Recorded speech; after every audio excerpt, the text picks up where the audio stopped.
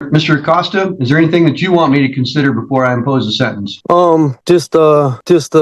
If I might, I'm not detesting anything, but I did voluntarily get out the vehicle. I just was asked several times before I did it, and I went right down to the ground with them and told them I wasn't resisting. They said, thank you for not resisting. So actually, they didn't have to pull me out. They just had to, they told me they're going to break my window or get out, and I said, I got right out. So tell me what you learned. Well, I did write something so far, and if I could read it, maybe that'll help you see what I've learned. Certainly. Okay, I started off because I didn't know the officers' names, and there were several of them there. So I was going to say to the officers of the Michigan State Police Department, I said, I want to start off by saying how deeply and sincerely and devastating sorry for this blatant mistake I made. I want to apologize for the stupidity I displayed by assuming some Facebook post could have convinced me that I have the right to travel. I want to acknowledge that I was idiotic to even question my rights, fully knowing that my license was not valid in the first place, making me automatically guilty of a crime. I have learned my lesson and am thankful to the agency and both of you for being so merciful and blessing me with the chance to rectify the situation without losing my freedom. I'm sincerely disappointed in my actions and not fully submitting and possibly making any of the officers feel uneasy. I know the job, or should I say, the service and career and the duties you all carry out are very dangerous and very, very necessary to the democracy we hold dearly. Again, my deepest and sincerest apologies. Much love and respect, Citizen Daniel Fernando Acosta I. Thank you all, and especially for your service. Well said, Mr. Acosta. It's 26 TRD 02043. Come up and have a seat, sir. I'm here especially. Yeah, I don't know what that means. That's nonsense. Okay, so here's the deal. The defendant's present in the courtroom today without counsel. Ms. Yeager's here on behalf of the state of Ohio. The last time we were here, the court granted the state's motion to continue over the defendant's objection, and we're scheduled for a trial today. Now, I do have, and this was filed at 10:28 this morning, what appears to be a demand for discovery. Specifically, it reads as follows. Video footage at speed was proving no operation of motor vehicle to show that the officer Beach has violated my constitutional rights, illegal search and seizure, also falsified official government document and perjury. Okay, so obviously you just filed this today, and I'm assuming you didn't even know it was filed until I just read it, right? Your Honor, I saw it when he walked in, and I think he said something like it goes with his flash drive that he provided. Do you already have that do you have the body cam footage that you're talking about? He has not requested discovery from the state. Okay, until this document. That wasn't a request for the discovery. The hearing begins with the defendant representing himself, and the judge immediately makes sure he understands how the trial will work. The court explains that the prosecution carries the burden of proof and that the defendant is presumed innocent unless the state proves the charges beyond a reasonable doubt. This sets the stage for a case where every piece of testimony and evidence will matter. So supposedly operating motor vehicle. Okay, so you have video that you want to play that was not generated by the officers, correct? This was generated by the place of... But Speed, you got camera footage from Speedway? Yeah, this is it. Okay, you just went to the store and said, hey, can I get a copy of your video footage from that day? Yeah, the lady, the manager working there, the woman who works there, she has a right to either, like if there's a vehicle on the property, she has a right to tell, hey, that vehicle has to get off the property, you know? Sure. So, and she has a right to give the video footage out too. So I asked her, hey, do you mind if I get the video footage of that night? And she said, yeah, I don't mind. Okay, so that's what you have? Yes. Okay, so as far as the body cam from the officer that was involved, you don't have that, right? That I don't really need that. I just have the video footage. This is what I needed. Me inside the store at the time of the alleged offense that didn't take place. Okay. Well, so you're saying that basically what you filed this morning, you don't need that anymore? No, that's a motion to file for this right here. A motion to submit this video. Motion to submit evidence is how it's titled.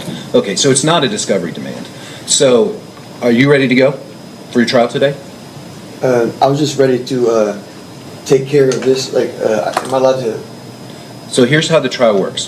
The state has the burden of proof. You're not required to put on any evidence, call any witnesses, or even testify on your own behalf. You're presumed to be not guilty. The state has to prove beyond a reasonable doubt that you committed the offense of driving while under noncompliance suspension and improper display of license plates. Now, the way that the trial goes is, because the state has the burden, they go first. So they'll call the witnesses that they feel will have, can testify to the violations. When each witness is finished testifying on behalf of the prosecution, you'll have a chance to question them. It's called cross-examination. Now, once the state rests its case, then you get to put on your case, and you can call witnesses, you can testify on your own behalf, you can play that video for me as long as you authenticate it. And then after all that's said and done, then I'll render my verdict and make a decision as to whether or not the state has met its burden of proof. So do you understand how the trial works? I do, sir. Okay, but at this time, I'm going to go ahead and direct Ms. Yeager to call her first witness. State would call Officer Beach. All right. Well, wait, before we get started, you can keep coming up here, Mr. Officer Beach. Mr. Messina, you don't have the right to court-appointed counsel, but you have the right to hire an attorney of your choosing. Was it your intention to waive your right to a lawyer? I was here to represent myself, pro se. Okay, so you are waiving your right to counsel? The prosecution's case centers on a motorcycle that Officer Beach says he observed traveling on a public roadway without a visible license plate. Instead of immediately relying on his first impression, the officer turned around and went back toward the speedway to verify what he had seen. That decision becomes an important part of the state's argument that the observation was not simply a mistake made in passing. Like that, yeah. Okay, well, we'll But- probably end up rescheduling this thing if I grant your If we motion. take care of it now, I don't believe that you guys have any, Well, you either have to say, yes, I want to waive my right to an I'll go ahead and attorney. represent myself today. All right, I'll accept your waiver. Please swear in the witness. You may inquire, Ms. Yeager. Thank you. Officer Beach, how long have you been with the Newark Police Department? 11 years. Okay. And were you working for them on March 18th of this year? I was. What shift or hours were you working that day? I'm assigned to third shift patrol, which is from 10 o'clock at night until 8 a.m. in the morning, Sunday through Wednesday. Okay. And were you wearing the uniform of the day like you are in court? I was. Okay. And were you driving a marked patrol car with a working visible light bar? Correct, I was. And did your duties on that day include responding to calls for service and traffic enforcement? Correct. Okay. Have you had all training required by the department? I have. And I'm going to direct your attention to a little after midnight on March 18th. About where were you on patrol at that time? That night, specifically, I was traveling eastbound on West Church Street, between North 21st Street and North 11th Street in the city of Newark. Okay. And while you were on patrol about that time, did a vehicle catch your attention? A motorcycle did, yes. Okay. And what about the motorcycle caught your attention? So at night, it is routine as I pass vehicles, as they're going in the opposite direction of me. I always look at my rear view mirror, or side mirror, I should say. I look for things of, do they have a license plate light? Do they have a license plate displayed on the vehicle? Things that would institute a traffic violation, that it could be a traffic stop being made. What caught my attention specifically to this motorcycle was the fact that there was no rear license plate being displayed on the motorcycle. Okay. And how fast was the motorcycle going? It's a 35 mile per hour zone. I visually estimated, about 35 miles an hour. And was it on Church Street? Correct. It was westbound on Church Street, going towards North 21st Street. Okay. And just to be clear, it's on the public roadway, not sidewalk, grass? Correct. Yep. So since you didn't see a license plate, did you try to initiate a traffic stop? At that time, what I did is I turned around. The motorcycle and the rider had pulled into the Speedway gas station right there at the corner of North 21st Street and West Church. According to the officer, the motorcycle stopped at the speedway and the rider entered the convenience store. Police continued watching the motorcycle and later saw the same rider return, start the motorcycle, and leave the property.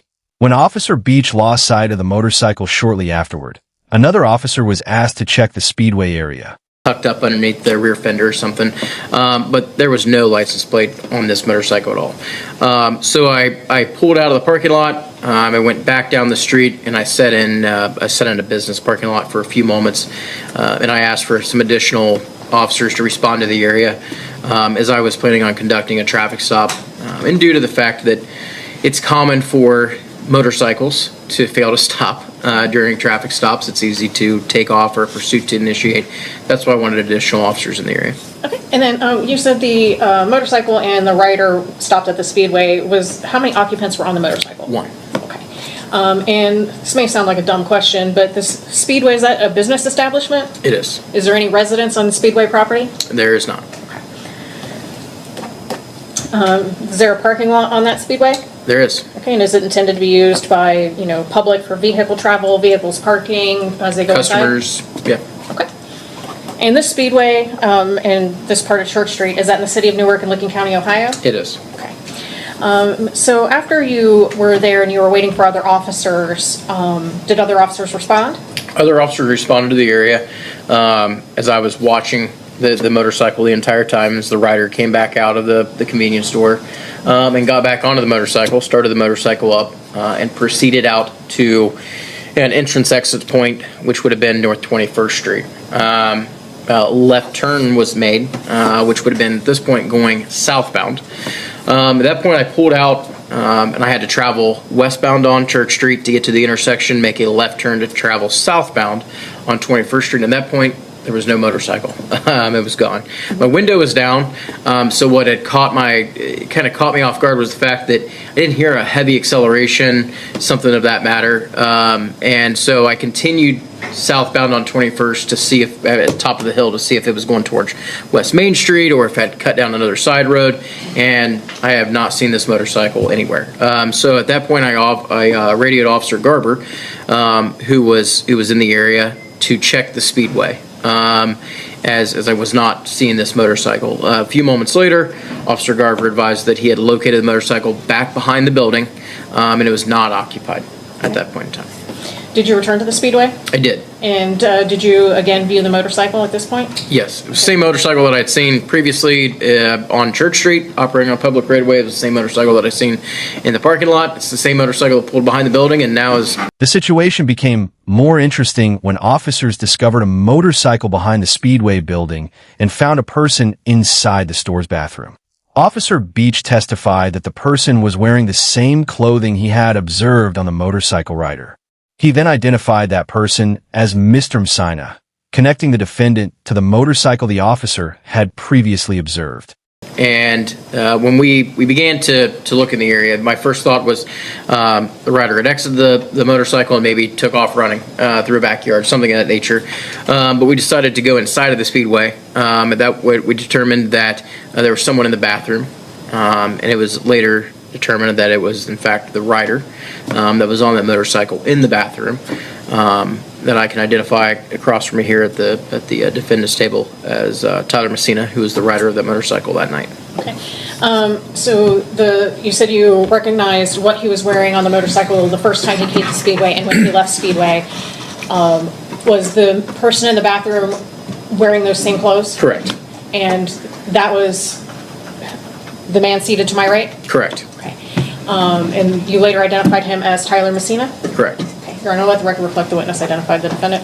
Record will so reflect. Thank you. So, based on your observations, did you speak with Mr. Messina about why you were approaching him about this motorcycle not having a plate? I did. Okay. And were you able to get his identification in some way? Yeah, it took a bit. Tyler was rather uncooperative for a while. He was detained due to obviously the investigation of the traffic infraction that incurred.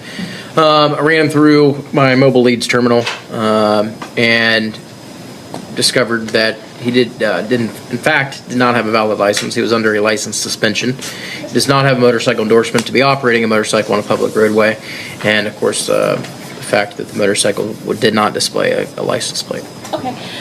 So you said you're in your mobile units, that's in your cruiser? Correct. And that pulls up a driver record for whatever suspect you put their information in, correct? Correct.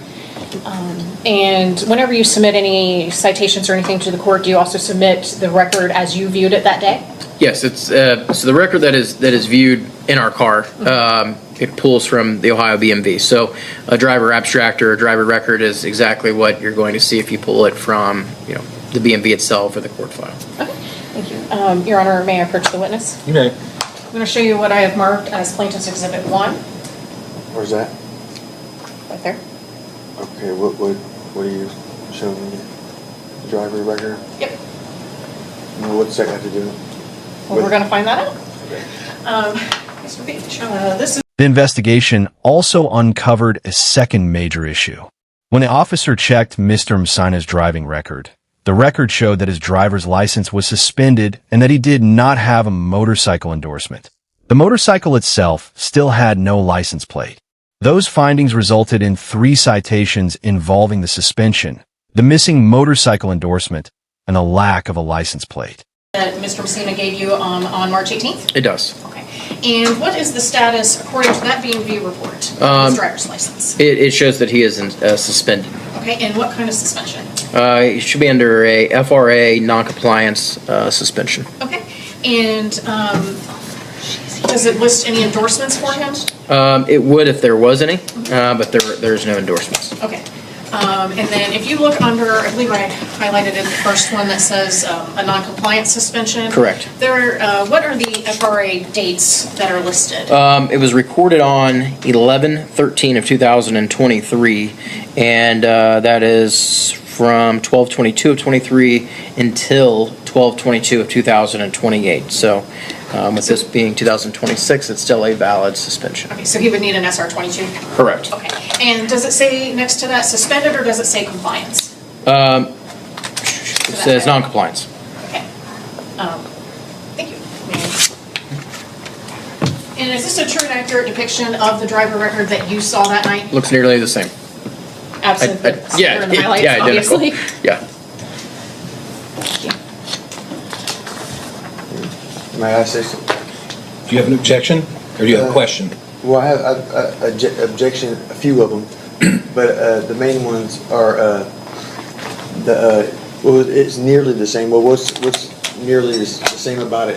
And what's That's going to be part of your cross-examination when you have your opportunity to question the witness. Ms. Yeager, you may continue.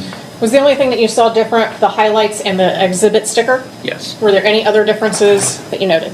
No. I mean, driving history is exactly the same that it would be on leads than it is on that B&B driver abstract. Thank you. Did you ultimately issue a citation to Mr. Messina? I did. Okay, and what did you cite him for? I cited him for 3 things.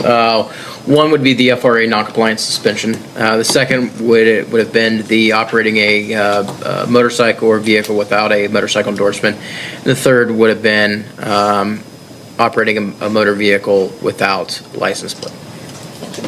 Nothing further at this time for Officer Beach. Okay, so now, Mr. Messina, it's your turn to ask the witness questions. Now, it doesn't take the form of you telling him what you say happened. It takes the form of you asking him questions, because you'll be able to testify on your own later on. But what questions do you have for Officer Beach? Officer Beach, how you doing? Good. A couple of questions for you. Okay. So, When it was finally his turn to question the officer, Mr. Messina focused heavily on the timeline and the moment when Officer Beach briefly lost sight of the motorcycle. He questioned how officers could be certain that the person they later located was the same person who had been operating the motorcycle.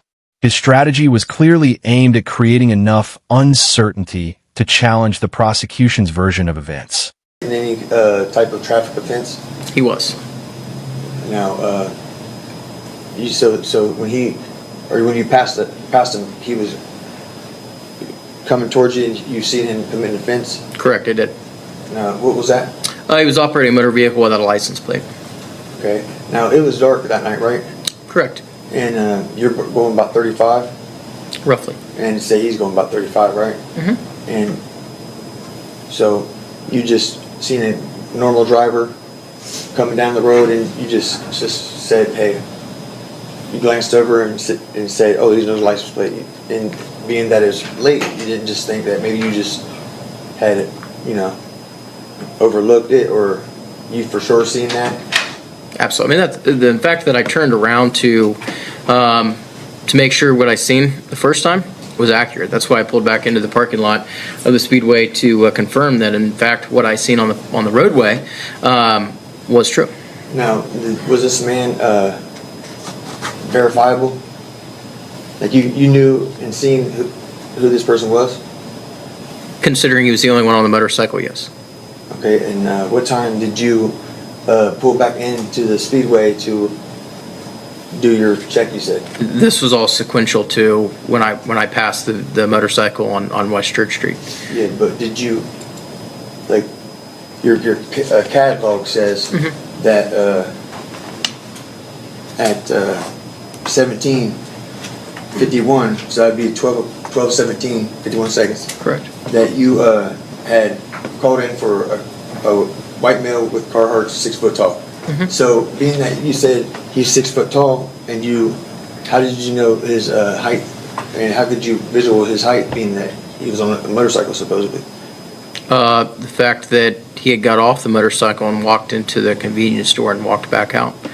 It was an approximate height, just like the citation that states that approximately at 00:15, so it's an approximate time. So where was you sitting at when you seen this man enter and leave?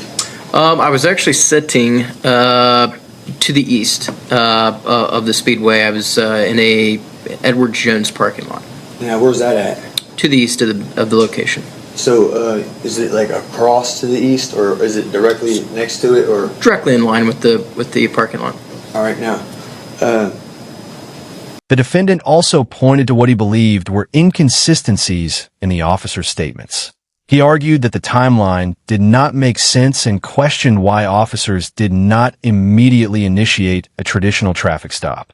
The judge, however, explained that disagreement with testimony was not itself a legal objection and that the defendant could challenge credibility through proper questioning in his own argument. It says approximately, and what was going on during that time gap was I was observing you walking in and out of the convenience store and getting back on the motorcycle and operating it. where was the bike at when the man got back on the motorcycle? It was at a gas pump facing westbound, towards Is that 21st before or Street. after he entered the store? Well, you parked the motorcycle facing westbound and got off the motorcycle and walked into the convenience store, and it stayed in that spot until you got back onto the motorcycle, started it up, and pulled away. All right. Well, when did your officer Garber, is it Taylor? Officer Garber. Garber. When did he initiate that he had found a motorcycle? He advised that he located your motorcycle within a minute, not even that, of you leaving the gas station and pulling back behind the backside of it. I thought you was behind the man on the motorcycle as he left, and you were pursuing him down 21st Street. There was no pursuit. Of the You said that you followed a man on a motorcycle. Correct. And if that's true, then how could the motorcycle be parked behind the gas station at the same time you're traveling to pursue this alleged operation of a motor vehicle? If you look at my statement, it states that I believe, I'm just going off of recollection here, that I had lost sight of the motorcycle as it pulled onto 21st Street. As I just stated in my testimony, I didn't feel that it was plausible that the motorcycle could have gotten that far due to when I pulled out to where I was. That's why I had Officer Garber check the location of the Speedway and located the motorcycle Now, there. did you take a left or a right when you came out of Speedway? Oh, when I came out, I didn't pull in the Speedway parking lot. When you came out of it, not pulling in. When I you came followed out? him. Yeah. Okay, When you I would have made a followed left from West Church Street onto North 21st Street, traveling southbound in the direction that I observed the motorcycle. from Speedway? Correct. Okay, well, you told me earlier that you was in a financial institution's parking lot. Correct. So which one is it? Objection, Your Honor. He clearly stated. After the prosecution rested, the defense argued that the state had failed to prove that Mr. Msina was actually operating the motorcycle. He emphasized the brief loss of visual contact and claimed that the officer's accounts contained contradictions. His argument was essentially that the connection between the defendant and the motorcycle was not strong enough to establish guilt beyond a reasonable doubt. Not right? Correct. You, about how long, how far away would you say that your car was sitting from the Speedway? Approximately 300 feet. 300 feet. Now, that's a good distance. Is there anything in the way of your line of fire to see? In my view, Yeah.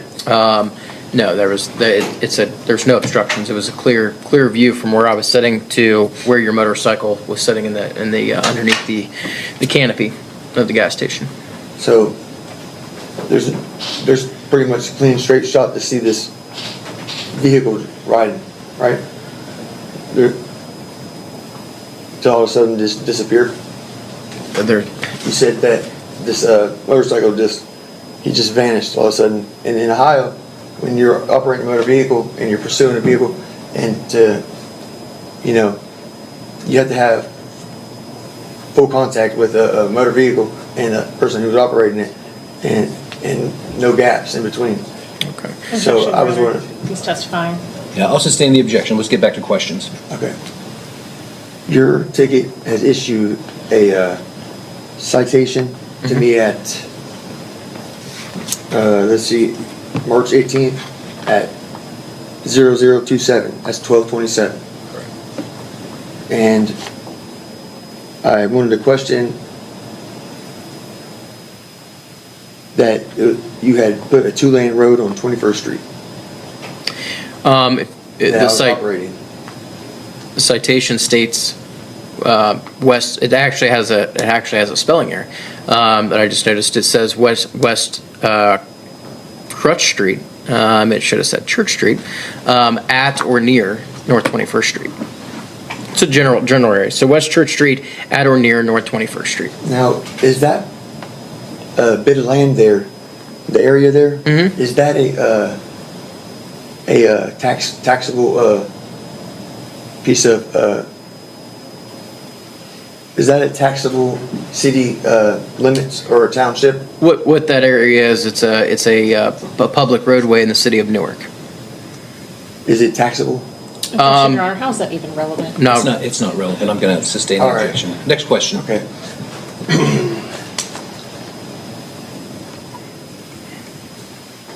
But the judge viewed the evidence differently. The court described the prosecution's evidence as a clear and comprehensive narrative. The officer saw the motorcycle, noticed the missing plate, returned to verify it, observed the rider at the speedway, and later found the motorcycle and the defendant in the same location. The judge also noted that the clothing identification helped connect the defendant to the rider seen earlier. So pretty much, you're saying that you seen this man operating a vehicle?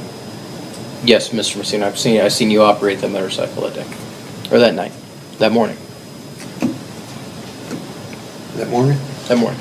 It would be morning time after.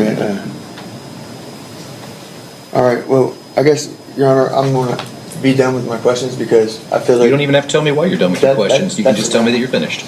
Okay? Yeah. Ms. Yeager, any redirect? Yes, Officer Beach, when you spoke with Mr. Messina that night, did he admit that it was his motorcycle there? Or that he's the one who brought it there? So he stated that he was pushing the motorcycle down West Church Street when I initially seen him operating or driving the motorcycle. So he was in possession of that motorcycle that night. And then in the short couple of minutes that this transpired, did you see any other motorcycles on the roadway? There was no other motorcycle on that roadway. Okay. Nothing further for Officer Beach, Your Honor? Now, you're entitled to what's called recross-examination, but you have to restrict your questions to the topics that she brought up. So basically, it would be timeline and whether or not the officer actually saw somebody operating the motorcycle. So based on her other questions, do you have any specific questions to that? No, because I feel like he... Again, you don't have to tell me why you don't have questions. You just have to say, no questions, Your Honor. Actually, I do have actually, I don't... I really don't have any more questions because... Okay, and again, you don't have to tell me why. Do you have any questions for this officer? Can I make an objection? What's your objection? Well, my objection is that their stories are not matching up to what they're trying to say, their narrative to this. Okay, so that would not be the basis of an objection, but rather the subject to cross-examination as well as your own testimony. So you can ask the officer questions that you think are relevant to his testimony and what he just said when he was asked the questions by the prosecutor. But again, you'll have the opportunity to give your side of things later. If that when we ask questions like that, what, is there being a mark to where they're not being real transparent? Well, I mean, you'll ask the questions, they'll give their answers. If you don't like their answers, then you can further inquire. The judge acknowledged that there can be small discrepancies in almost every case, but concluded that these differences did not undermine the central evidence. The court specifically emphasized that the officers did not need to maintain uninterrupted visual contact every second for the entire case to be credible. Based on the testimony and exhibits, the judge concluded that the state had met its burden. Okay. Why does he need to get a hold of you in the store radio for backup when you're already present? He did not radio me when we were in the store together, All right. So when you guys were in the store together, where was I? in the bathroom. And was this before or after you guys had stopped me? Supposedly. Before or after we stopped what? You guys allegedly stopped me on 21st Street. Was this before or after? This was before. We did not stop you on 21st Street. Well, there it is. Any other questions? No. All right, any redirect? No, Your Honor. Officer Garber, you may step down. Thank you very much, sir. Any additional witnesses on behalf of the state? No, Your Honor. The state would seek to admit Plaintiff's Exhibit 1, and then the state would rest. Okay, records reflect the defendant assented. Ms. Yeager, any argument? Yes, Your Honor. The state believes it has proved beyond a reasonable doubt that on the date in question in the city of Newark, Lincoln County, Ohio, Mr. Messina operated a motorcycle on a public roadway. Officer Beach testified that he saw this motorcycle driving down Church Street at approximately the posted speed limit of 35 miles an hour. He watched a person walk into the speedway from the pump inside and back to the pump, noted what they were wearing, had confirmed already that his initial observation about the no license plate was indeed correct, and he watched the operator pull away. When he went to go after this person to initiate a traffic stop, he lost sight of the motorcycle. He testified that he did not hear a loud acceleration or anything that a motorcycle would make if it was pulling away at a high rate of speed, and radioed to see, hey, can you check the speedway? And Officer Garber located that motorcycle within a minute. And when they located the person who had the motorcycle, he was wearing the same thing that Officer Beach saw from the person who parked at the speedway pump, go inside and come back out. When they approached him, they later identified him as Mr. Messina. In running his information, he did not have a valid license. There was still no plate on the motorcycle, and he still had no motorcycle endorsement. When they inquired about the motorcycle with him, he had said he pushed it. However, I'm unaware of anything in the universe that would allow someone to push a motorcycle at 35 miles an hour down the public roadway, not to mention that's still moving it. So, Your Honor, we would ask for a finding of guilt to all 3 charges today. All right, now, Mr. Messina, The verdict went against the defendant, and the hearing then shifted from guilt to sentencing. The judge gave Mr. Messina an opportunity to explain his circumstances before imposing the financial penalties. The prosecution chose to defer to the court's judgment, while the defendant discussed his employment situation and financial circumstances. Had lost sight of the guy, right, that was operating. So they didn't have full sight of this man that was supposedly allegedly riding and operating a motor vehicle. Because at the time of operation, they said it was on 21st Street when he had issued a citation. But they contradict themselves by saying that they issued the citation in the parking lot. So that to me is, well, fruit of the poisonous tree, because it's the contradiction from what she just said, and it's also it's not consistent. The story's not consistent, and they had not kept operation on and eyes on the individual to know whether or not that was them, and if it was them, why did they hit their license plate or their sirens, to initiate a stop, like procedure would say, and therefore I feel that the state does not have any proof of operation. If they initiated and pulled him out of the speedway, right, and gave him a citation, he was operating a motor vehicle. he was in a store as a citizen. All right. Well, thank you very much, Mr. Messina. I appreciate your argument. So I think the court may have heard the testimony a little bit differently from the defendant. I could tell a distinct, comprehensive narrative. Beach basically was going eastbound on Church Street, passed a motorcycle, looked in his side view, said, hey, that thing doesn't have a license plate, I don't think. Turned around, decided to investigate further, ultimately got up close and personal with it, verified that it didn't have a license plate, and he testified that the individual that they arrested, which was Mr. Messina, was dressed identically to the person who had been operating the motorcycle. There's nothing in the law that says the officers have to have continuous visual contact with the subject. It's important, don't get me wrong. I found somebody not guilty years ago of speeding because it was like, I don't know, it was dark and it was 16 and the officer had to go all the way out to the turnaround at River Road, and in the meantime several cars had gone by and the court just didn't find it credible that they knew what, he couldn't identify what color the car was. So that's one thing. This one was pretty cut and dry. They saw the motorcycle, they saw the person who was driving it. They ultimately located that individual in the bathroom of the Speedway, identified them. The judge ultimately imposed fines connected to the 3 violations. $200 for the FRA noncompliance suspension, $100 for the license or motorcycle endorsement issue, and $25 for the license plate violation. The court also explained that the defendant had the right to appeal the verdict and the fines within 30 days. The case therefore ended with a guilty finding and financial penalties rather than jail time. Any sentence that I impose, but for now you have a right to comment on sentencing, not guilt or innocence. I know you disagree with my decision there. That's what the Court of Appeals is for. But as it relates to the sentence, is there anything you want to say? Like, well, Judge, take it easy on me, I don't have any money, or hey, I don't know what you do, I'm loaded? I appeared on my arraignment, I appeared here, and you asked me if I would plead guilty or not guilty, and I said not guilty, and you said, well, it's not a jailable offense. Right. Right. And also, the FRA suspension. Mm-hmm. Now, where's the FRA suspension financial responsibility coming from? I don't know. You'd have to check with the BMV about that. Ms. Yeager, did the state wish to be heard regarding sentencing? Your Honor, we would defer to the court's wisdom today. Okay. All right. Okay. Are you employed? No. Okay. Do you receive disability benefits? Yeah. Okay. What'd you do before you got hurt? I was working at Tree Sodas, a manual climber. What was the name of it? I can't, it's German, I can't pronounce it. Asplund? Something like that, yeah. Okay. I don't know if that's how you spell it. I think it is. Or say it. Asplunda, or something like that. Yeah. Something like that. Okay, so here's what we're going to do today, Mr. Messina. On the FRA suspension, $200 fine and costs, $100 on the no license or motorcycle endorsement, $25 on the plates.